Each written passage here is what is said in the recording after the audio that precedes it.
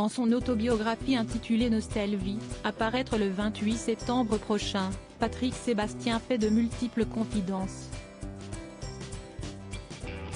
Il raconte notamment qu'il a déjà débarqué chez une femme qui avait souhaité sa mort sur Internet.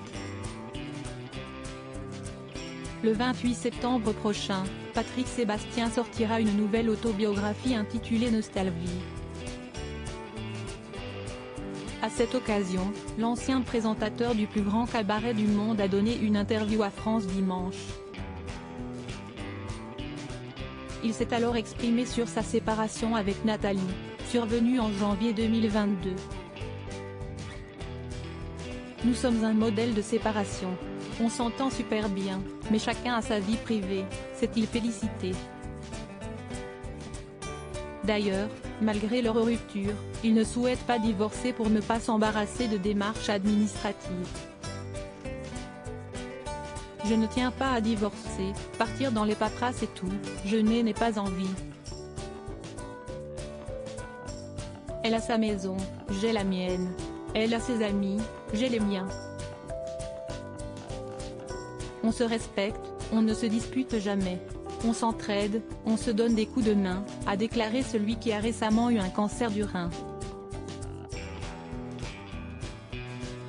Les haters, des gens qui sont plus à plaindre qu'autre chose. Dans cette même interview, l'ex-animateur a fait savoir tout le mal qu'il pensait des réseaux sociaux.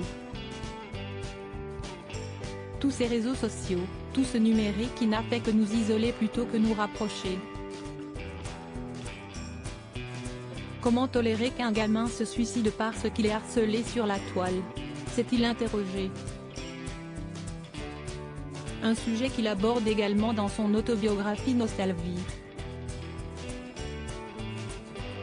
Dans un passage relevé par Pure People, il raconte avoir retrouvé l'adresse d'une personne qui avait souhaité sa mort sur Internet et s'être rendu chez elle.